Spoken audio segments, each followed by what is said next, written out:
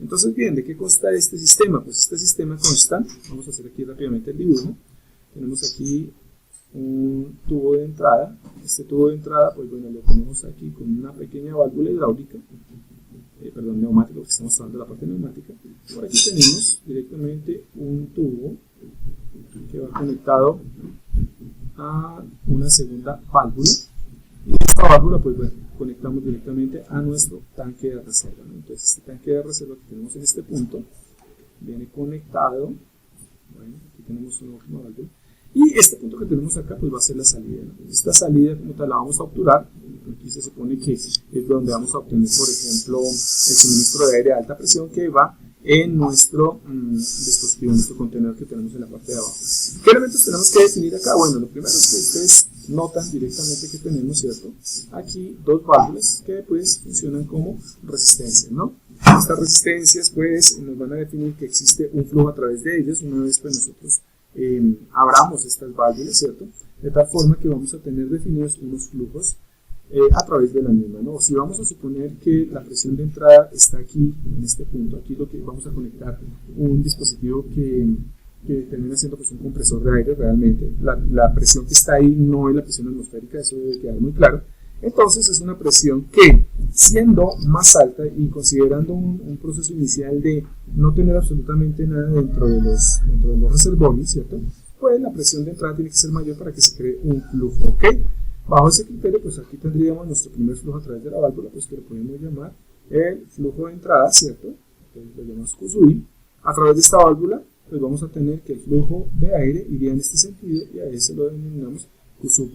¿QSUP por qué? Pues bueno, porque tenemos un volumen aquí ocupado, o un volumen que va a ocupar nuestro sistema neumático, ¿no? Pues en este caso vamos a tratar de definir qué es aire y pues este va a tener un volumen acá y obviamente va a tener una masa, ¿no? Almacenada como tal de eso. Entonces, para que se presenten estos flujos, pues debemos tener un diferencial de presiones. Eso significa que dentro del tanque pues vamos a tener una presión volumétrica, de tal forma que la definimos como P sub B. En este punto de salida, aquí donde tenemos obturado, ¿listo? Nosotros pues obviamente tendríamos una presión, ¿no? ¿A qué se debe que exista esa presión? Pues bueno, resulta que si ustedes observan, tenemos dos cámaras, ¿sí? Esas cámaras se definen en función a la salida de las dos válvulas, de la válvula de R1 y de la válvula de R2. Entonces diríamos, ¿pero dónde está la segunda cámara? La primera cámara es notoria porque es la cámara donde donde almacenamos el aire, ¿cierto? Que sería esta parte de abajo donde está P sub B.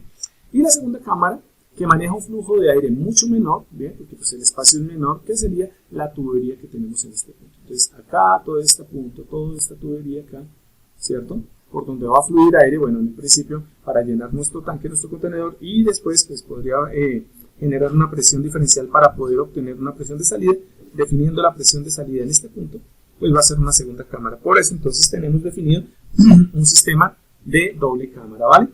¿Cuál es la idea entonces de esto? Lo primero es definir que, recuérdenlo muy bien, nosotros vamos a asumir ciertas condiciones, ¿no? Y una de esas condiciones es lo siguiente. Recordemos muy bien que el aire y los gases van a tratar de ocupar todo el volumen de un contenedor. Eso significa que para efectos prácticos el volumen termina siendo constante en cualquiera de estas dos cámaras, ya sea dentro de nuestro tanque, nuestro elemento almacenador, ¿cierto? Nuestra botella, en algunos aspectos lo llaman así también, botellas, tienen esa forma, y dentro del tubo que corresponde a esta tubería que pues bueno va a conectar directamente a la presión P sub 0 cuando conectemos algún tipo de boquilla o cosas así parecidas, ¿ok? Entonces bajo esas condiciones tenemos una condición como tal de volumen que nos define también que debe haber un balance de masa, y cuando hablamos de masa pues obviamente de masa gaseosa, debemos tener en cuenta también que esa condición de volumen pues tiene ciertas características, y es que es dependiente de la temperatura. Entonces, como es dependiente de la temperatura, pues la temperatura puede obligar a que un gas se dilate y por lo tanto trate de ocupar un espacio mayor. Pues vemos que aquí no se va a poder, ¿sí? Y por ende también vamos a suponer que la temperatura del fluido, en este caso del aire, pues va a ser la misma, ya sea que venga por inyección directamente por el lado donde está P sub I, por la presión interna, de entrada, ¿sí? O ya sea que esté dentro de la cámara 1, que corresponde pues a la tubería de salida, o ya sea que esté en la cámara número 2, que es la que corresponde pues a nuestra botella o a nuestro contenedor de aire, listo, presurizado. Entonces, bajo esas condiciones, ¿qué ocurre? Observemos que no hay un flujo definido, ¿cierto?, de salida en P sub 0. porque tenemos ahí bloqueada la salida de nuestro sistema neumático. Entonces eso quiere decir que cuando nosotros, si tenemos una condición inicial de cero presión interna en alguna de las dos cámaras, nosotros aplicamos una presión de entrada I y abrimos las dos válvulas, tanto de R1 como de R2. Eso indica que va a empezar a generarse un flujo a través de R1 y un flujo a través de R2. Este flujo no se replica o no se ve, digamos, en P sub 0, pues porque no tenemos una válvula en ese punto. Por lo tanto, como el flujo de entrada Q sub I termina desviándose todo hacia Q sub B, hacia la botella para llenarla, pues entonces vamos a tener la primera condición de equilibrio. En esta condición de equilibrio, pues vemos que el flujo de entrada Q sub I termina siendo igual al flujo volumétrico dentro del tanque Q sub B. Eso nos lleva, pues obviamente, a definir que Q sub I menos Q sub B termina siendo igual a 0. Y esa es una primera condición. ¿Bien? Como estamos aplicando una ley de conservación de la masa, ¿cierto? Masa que entra, la masa que sale, ¿sí? Bueno, en este caso no sale, sino la masa que entra, la masa pues que se va a condensar o que se va a guardar dentro de las cámaras. Entonces nosotros tenemos lo siguiente, y es que el diferencial de masa que nosotros podemos contener dentro de nuestra botella, digamos el de arriba, el de la parte donde está la tubería que hemos subrayado en verde, no nos interesa porque pues realmente el volumen es muy pequeño comparado con el volumen que alberga el aire dentro de nuestro contenedor P sub B, ¿no? Entonces, bajo estas condiciones, observamos que ese diferencial de masa está concentrado precisamente ¿en dónde? En la cantidad de aire que pase a través de R2. Y esa cantidad de aire, que es el flujo, pues termina siendo Q sub B. Entonces, bajo esa condición, vemos que, y esta sería una segunda condición, que el flujo que pasa, ¿cierto?, a través de R2, que es Q sub B, termina definiéndonos la cantidad de masa que entra por unidad de tiempo. Y eso ya lo sabemos como herencia pues, de lo que vimos en sistemas hidráulicos. ¿Listo? Y pues por último tenemos una condición que pues es bien importante, ¿no? Si ustedes recuerdan, hemos hablado que habían 4 elementos importantes en todo sistema neumático, y esos son la presión, el volumen, la temperatura y la masa. Y cuando lo hemos visto de esa manera, pues es una condición que nos entrega una ecuación que viene directamente de suponer que un gas es perfecto. Nosotros habíamos dicho, hey, cuando tenemos esa sola ecuación vamos a tener que asumir algunas de las variables para que podamos trabajar con dicha ecuación. Y resulta que dentro de esto está que nosotros pues ya acabamos de definir dos elementos importantes que pueden ser tomados como constantes. Lo primero, el volumen, ¿cierto?, de nuestra cámara, que corresponde al volumen interno de nuestra botella, de nuestro contenedor, y el otro que es la temperatura ambiente. Suponemos que el aire tiene la misma temperatura tanto en la entrada como dentro de las cámaras, ¿ok? Además porque no estamos calentando el ambiente, o sea, la misión de este sistema neumático es almacenar aire a presión. Entonces ese aire pues tendrá la misma temperatura. Entonces bajo esas condiciones recordamos que en un gas perfecto, ¿cierto? Vamos a ponerlo aquí en azulito. En un gas perfecto, recordemos que perfecto significa que no tiene de pronto combinación de otros gases o no tiene de pronto algún tipo de sólido disuelto en el aire, ¿sí?, o en el gas. Entonces tenemos esta ecuación que ustedes recordarán, ¿vale?, que nos decía simplemente que la presión multiplicada por el volumen terminaba siendo igual, ¿cierto?, a una constante que llamamos la constante universal de los gases, R sub G, ¿cierto?, multiplicado por la masa, multiplicado por, vamos a poner aquí signo de multiplicación, multiplicado por la temperatura del fluido, ¿no?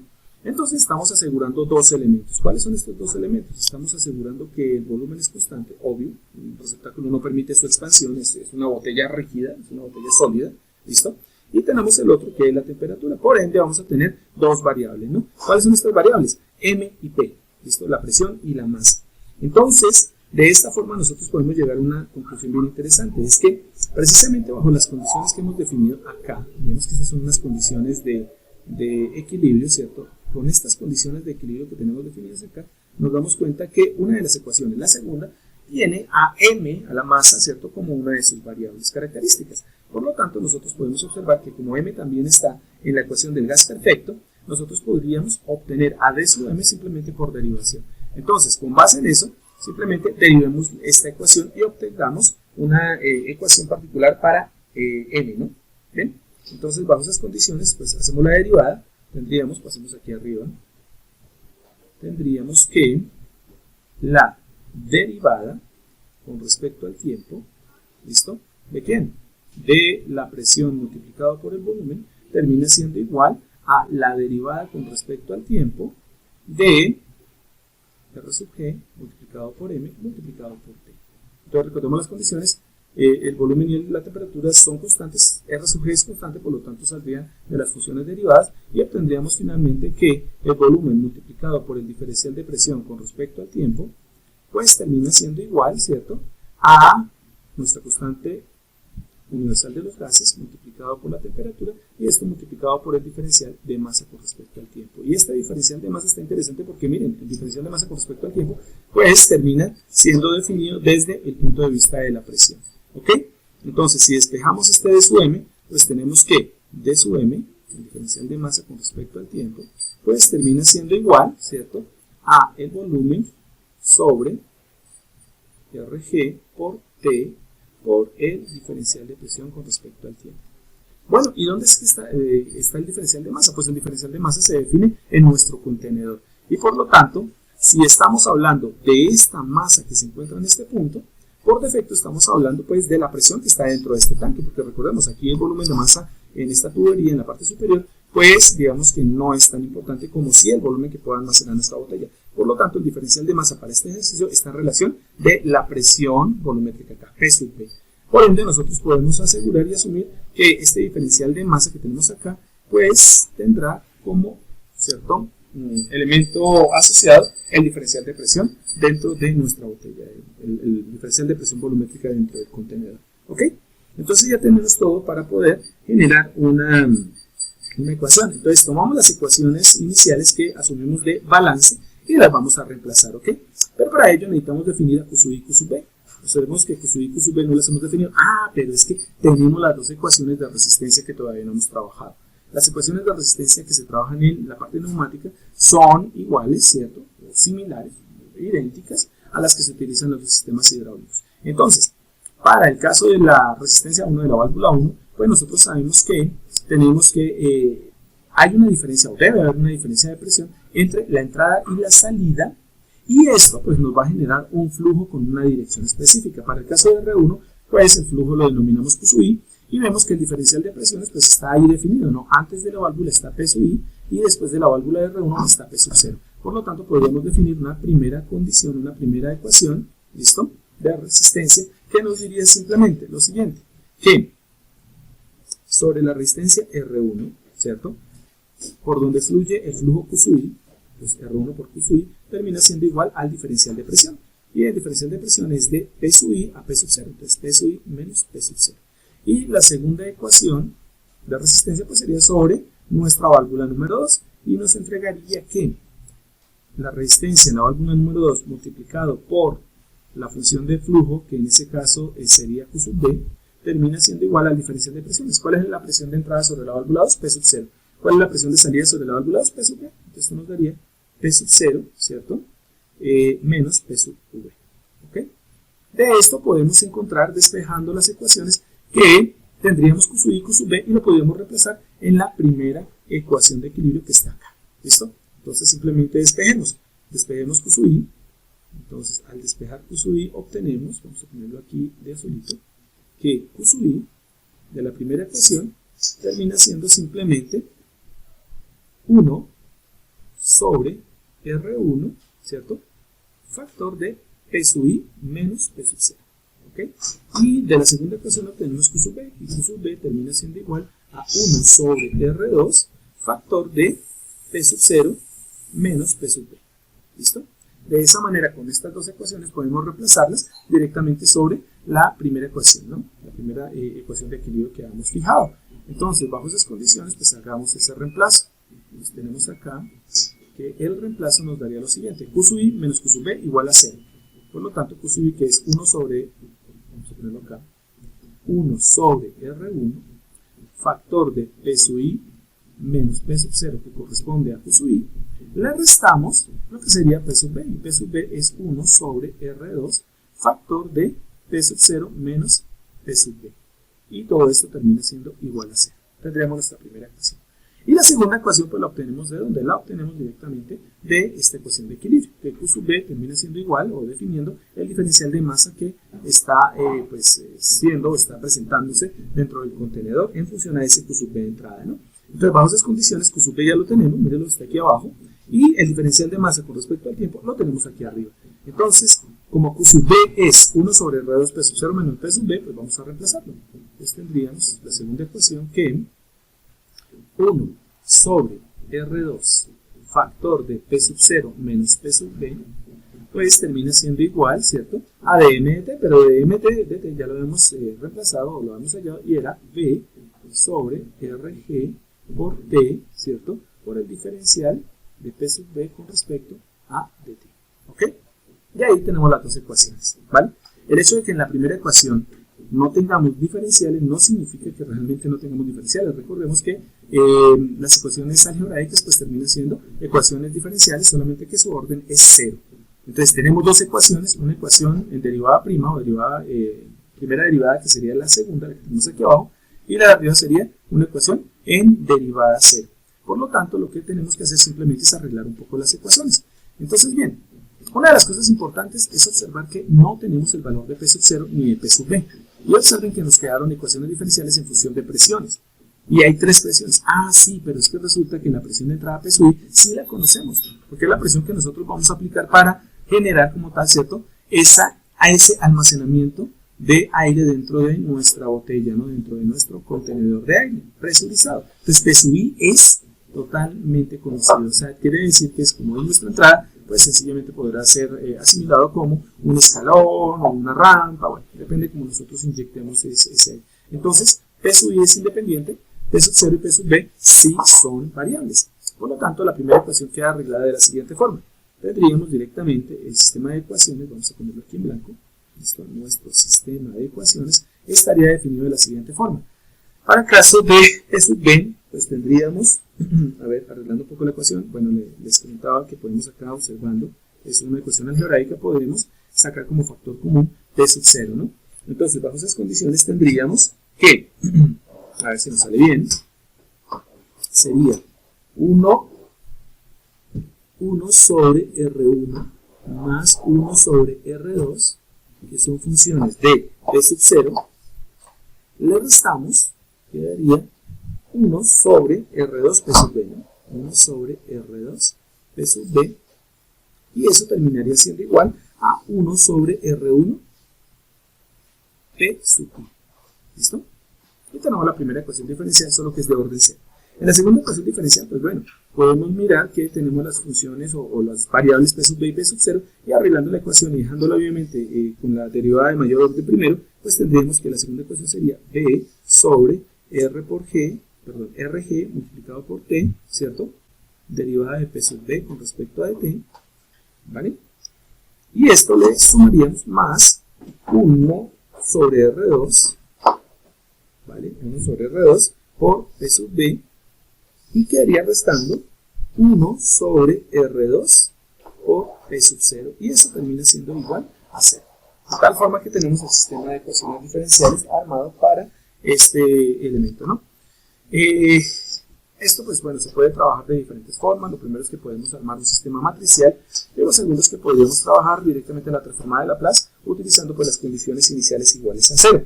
Trabajando la transformada de Laplace, pues, bueno, y ni siquiera observando la transformada de Laplace, si ustedes son detallistas se dan cuenta que al tener dos ecuaciones con dos incógnitas, P sub 0 y P sub B, entonces nosotros con la función de transferencia pues vamos a obtener dos funciones de transferencia realmente. La transformada de Laplace nos permitiría encontrar una relación de la presión volumétrica dentro de nuestro contenedor con respecto a una presión de entrada P sub I, es decir, que podríamos tener P sub B de S con respecto a P sub I de S. Y la otra sería ver de pronto la presión almacenada directamente sobre el tubo de salida, ¿no? Sobre nuestra manguera de salida, que sería P sub 0. Entonces sería P sub 0 de S con respecto a P sub I de S. Eso sería pues obviamente manejándolo con ciertas condiciones iniciales que para nuestro caso siempre hemos dicho, trabajémoslas desde 0, y de ahí pues obviamente encontramos una función de transferencia.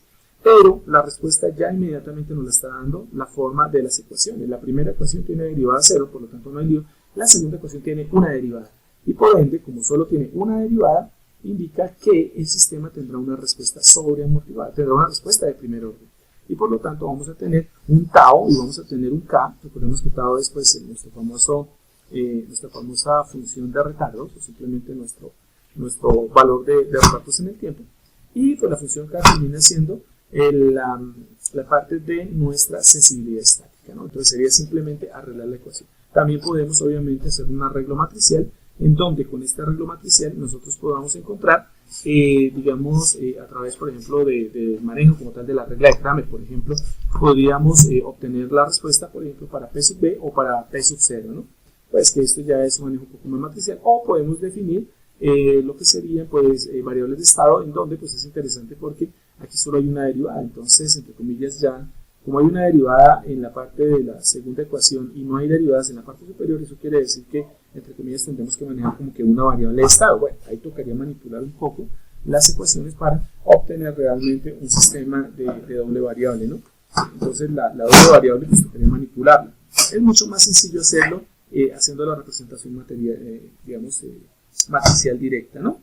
Entonces, nada, chicos, pues simplemente si aplicamos la ecuación, o más que la ecuación, perdón, utilizamos la transformada de Laplace. Entonces, con la transformada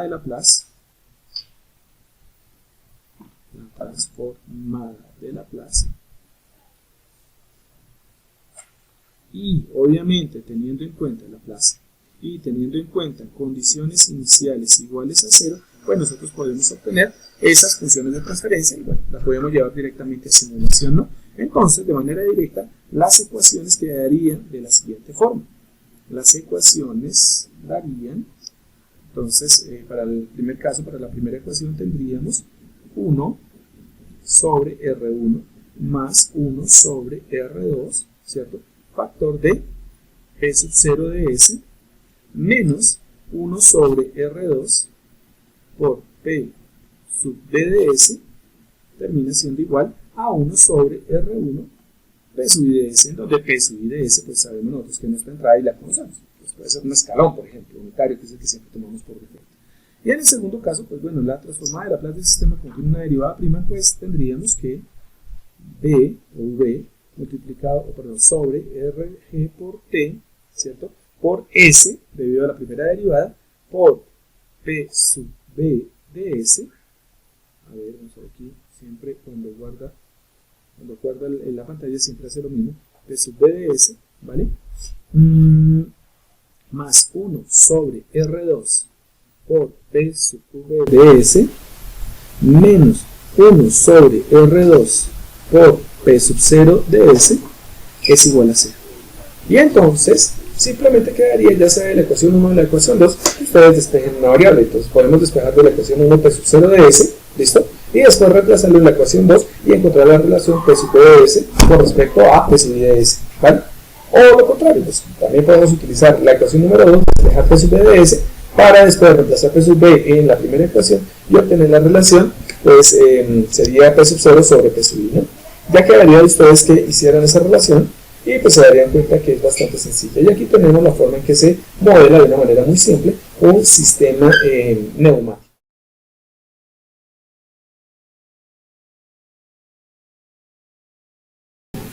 El segundo sistema es un sistema bien interesante porque es un modelo aproximado de lo que sería un termopar, ¿no? Un termopar, una termocupla que habíamos visto. Es un modelo un poco ideal, pero es muy interesante también para ver lo que es la transferencia de calor entre dos sistemas que se ubican desde el punto de vista de la conducción térmica, ¿no? O sea, que tienen contacto directo. Entonces asumimos que tenemos el siguiente modelo. Asumimos que tenemos aquí una placa de transferencia, un perfusor, listo, en donde este perfusor pues tiene una entrada, pues que vamos a decir que es una entrada térmica de tipo T sub 1. Bien, en un sistema la idea básica, en un sistema sensórico la idea básica es perder la mínima cantidad de temperatura que se pueda con respecto al medio. Por lo tanto, la idea y lo ideal sería que nosotros tuviésemos la cápsula de nuestro sensor fuese un elemento que presentase pues un aislamiento térmico perfecto, lo que sería un aislante perfecto o el aislante ideal, ¿ok? Entonces, bajo esa condición, nosotros vamos a asumir que tenemos aquí una cápsula que encierra nuestro sensor, listo, en donde esta cápsula pues es un aislante perfecto, ¿vale?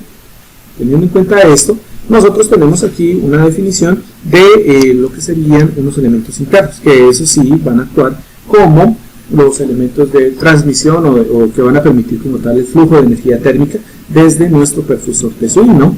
Entonces, bien, vamos a suponer que tenemos estas divisiones que aparecen acá. Entonces vamos a tener una pequeña división acá, en donde vamos a tener una lámina que corresponde directamente a uno de los contactos del sensor, y aquí tenemos la otra lámina. Entonces lo que se encuentra aquí en azulito, vamos a ponerlo de esta manera, son elementos que tienen la capacidad de almacenar energía térmica.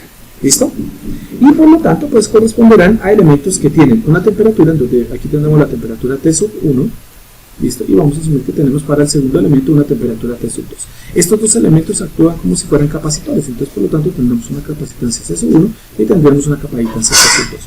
Los elementos que se ubican en este punto, acá, estos elementos como tal, tienen una alta resistencia, y aparte de que tienen una alta resistencia, pues también tienen una baja capacitancia. Por lo tanto, su misión como tal es la de transferir energía, ¿sí? De una manera, pues, digamos, definida en función a qué tan resistivos sean ellas, ¿cierto? Pero a su vez también tienen la misión de no almacenar la energía. La energía se va a almacenar en los puntos de contacto, en los puntos puestos como C1 y C2. Entonces aquí tendríamos dos resistores térmicos. En este caso teníamos, y le podemos llamar el resistor 1, y a este lo podemos llamar el resistor 2. No se les olvide pues, que también hay una temperatura externa T sub 0, pero pues esa temperatura T sub 0 no se tiene en cuenta porque tenemos un aislante perfecto en este punto, ¿no? Esta cosa que tenemos acá es un aislante térmico, obviamente, perfecto. Por lo tanto, no tenemos eliminación al ambiente, por eso no tendremos a T sub 0. Lo ponemos ahí, pero para tener una referencia de aquí. Si se pudiese hacer una transferencia de energía, T sub 0, entre T sub 0 y T sub 2, pues obviamente habría un flujo. Como la idea es que se perfunde la temperatura desde T sub I hacia el interior de nuestro sensor, entonces vemos que a través de estas resistencias, ¿listo?, térmicas, nosotros tendríamos pues dos flujos, ¿no? Tendríamos un flujo en este punto que lo podemos llamar el flujo Q sub 1 y tendríamos otro flujo en este punto que se considera como Q sub 2. Bajo esas condiciones, pues bueno, ya es mucho más fácil armar nuestras ecuaciones. Y recordando un poco las ecuaciones, recordamos que solo tenemos dos tipos de ecuaciones, la de la capacidad térmica y la de la resistencia térmica. ¿Cómo están definidas las de las capacitancias térmicas? Recordemos entonces, la diferencia de flujo de entrada con respecto al flujo de salida en ese elemento capacitor, pues va a ser igual a la capacitancia multiplicado por el diferencial de temperatura en el elemento que actúa como capacitor. Entonces, para el caso de C sub 1, vemos que su temperatura es T sub 1 y el flujo de entrada es Q sub 1 y el flujo de salida es Q sub 2. Por lo tanto, podemos armar nuestro primer capacitor. Entonces, nuestro primer capacitor terminaría siendo, aquí lo ponemos, ¿cierto? El flujo de entrada que sería Q sub 1 menos el flujo de salida que sería Q sub 2 termina siendo igual a la capacitancia del material multiplicado por el diferencial de temperatura en dicho material capacitivo que sería T sub 1. ¿Listo? Y tendríamos nuestra primera ecuación diferencial. La segunda ecuación diferencial pues tendría que ver con el segundo material. Aquí hay algo interesante, es que ustedes observan bien un flujo de entrada Q sub 2, ¿sí?, desde la izquierda, pero como hay un aislante perfecto, no hay un flujo de salida hacia el elemento.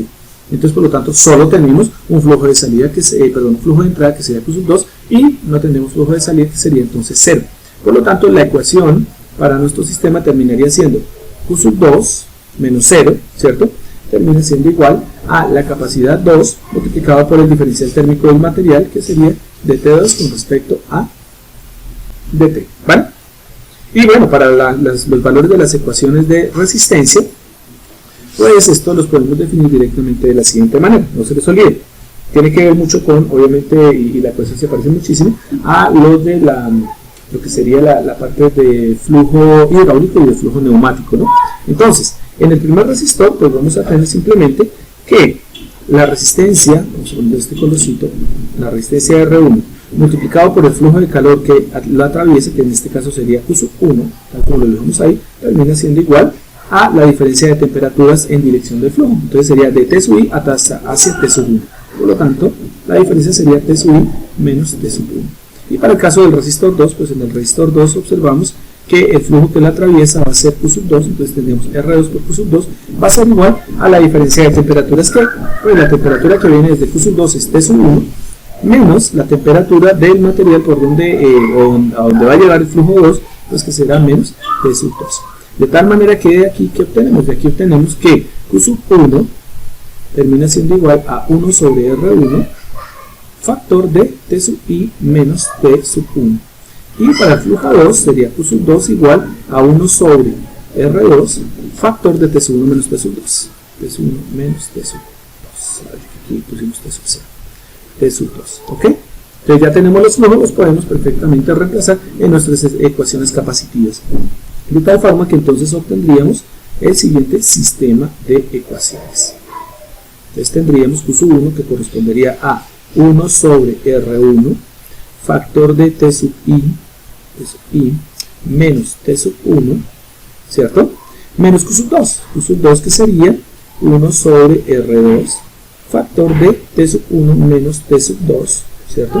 Terminaría siendo igual a C sub 1 por el diferencial de temperatura 1 con respecto al diferencial de diferencial de tiempo. Y en el caso de Q sub 2, pues lo reemplazamos. Q sub 2 es 1 sobre R2 factor de T sub 1 menos T sub 2, es el único flujo que hay, termina siendo igual a C sub 2 por el diferencial de temperatura 2 con respecto a dt. Y ya, simplemente tenemos que arreglar las ecuaciones. Como cosa rara en este sistema, pues nos queda un sistema de dos ecuaciones con dos incógnitas y obviamente ambas ecuaciones son derivadas 1, o sea, son ecuaciones de primer orden y por lo tanto vamos a tener una respuesta sobreamortiguada.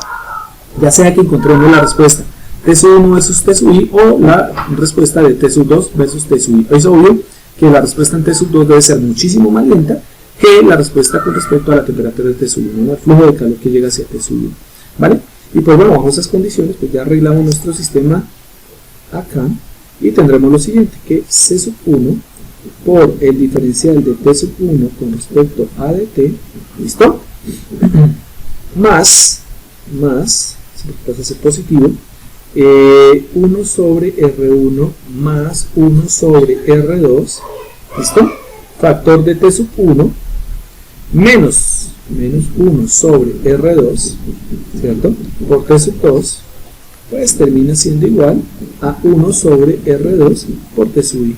Porque T sub I sí la conocemos, ¿no? T sub I es precisamente el calor de entrada, ¿no? El calor de perfusión que definimos en un principio. Y bueno, C sub 2 es fácil porque C sub 2 termina siendo C sub 2 de T2 con respecto a dt, ¿cierto? Aquí nos quedarían más, estamos en T sub 2, entonces nos quedaría más 1 sobre R2 por T sub 2 menos 1 sobre R2 por T sub 1 termina siendo igual a 0. Y aquí, idéntico a la tarea que les había dejado en algún momento, porque si se dan cuenta en este caso que es de conducción, pues nos damos cuenta que tenemos un sistema de dos ecuaciones, ¿sí? Con dos incógnitas, T sub 1, T sub 2, y aparte de eso, pues tenemos que bueno, que ambas son ecuaciones diferenciales de primer orden, por lo tanto tenemos la respuesta que les decía a ustedes, una respuesta retardada, que tiene características, entre comillas, pues sobreamortiguada, no vamos a tener oscilaciones, y pues bueno, aquí ya sería aplicar, por ejemplo, la transformada de Laplace, y poder obtener la respuesta o la función de transferencia T sub 1 versus T sub I o T sub 2 versus T sub I, ¿ok? Y bueno, ya saben ustedes que esto tiene una representación matricial. Esto es muy parecido al ejercicio que se ha dejado por ahí de tarea de un cuarto de calentamiento, ¿vale? Entonces, bajo esas condiciones, pues bueno, esto representado en forma matricial, saben ustedes que vamos a tener una matriz cuadrada en este punto. Esta queda multiplicada por un vector columna que sería formada por los diferenciales de temperatura T sub 1 con respecto a dt y el diferencial de temperatura T sub 2 con respecto a dt, ¿ok? Esto quedaría sumando a otra matriz cuadrada que correspondería a los valores, a los coeficientes que afectan a este vector columna que termina siendo pues el vector columna de temperaturas T sub 1, T sub 2, ¿listo? Y esto termina siendo igual a un vector, ¿listo?, multiplicado por T sub I, ¿no? Y bueno, sabemos que T sub I aparece en la primera ecuación, por lo tanto debería tener un valor diferente de 0 el primer término, ¿no? Bueno, entonces arreglando esto, pues ustedes ya conocen cómo es que se hace, simplemente es tomar los diferentes valores. C sub 1 termina multiplicando dt1 y en la primera ecuación no hay dt2 y en la segunda ecuación no hay dt1, pero sí hay dt2 que queda multiplicado por C sub 2, ¿no? Y en el caso de las ecuaciones, leyéndolas tal como están, para la primera ecuación los términos para T sub 1 son 1 sobre R1 más 1 sobre R2. El término que acompaña a T2 es menos 1 sobre R2, ¿listo? Y para la segunda ecuación, los términos que acompañan son menos 1 sobre R2 a T1, 2 a T1, y 1 sobre R2 a T2, ¿no? 1 sobre R2 a T2, ¿vale? Y para la primera ecuación, T sub I aparece multiplicado con el factor 1 sobre R2, y en la segunda ecuación pues aparece como 0. ¿Listo? Aquí sería simplemente aplicar una regla de Cramer, bueno, arreglar un poco la ecuación en la parte izquierda, y aplicando Cramer ustedes podrían obtener directamente la solución para T1 y para T2, en función obviamente del sistema derivativo, ¿no? O podemos aplicar, bueno, la transformada de Laplace, o podemos aplicar, recordemos muy bien, lo que era la definición de variables de estado. Tenemos dos derivadas de orden 1, por lo tanto necesitamos, por cada derivada, por cada orden de derivada necesitamos una variable de estado, por lo tanto este es un sistema de 2×2. Bueno, aparte que ustedes lo alcanzan a observar porque en la representación matricial pura, sin necesidad de transformada, pues se dan cuenta ustedes que tenemos sistemas o tenemos matrices de 2×2 tanto a los que multiplican al diferencial de T, de T1 T2, como a los que están multiplicando, los que corresponden a los coeficientes que acompañan a T1 y a T2. Y nada, chicos, es que estos sistemas térmicos y los sistemas neumáticos se parecen muchísimo a los sistemas hidráulicos. Ya dominando el campo de los sistemas hidráulicos, pues tendremos definido pues, las ecuaciones de una manera más sencilla, ¿ok? Entonces, nada, pues esto fue el tema por el día de hoy. Muchísimas gracias a todos por su atención y nos vemos en una próxima oportunidad.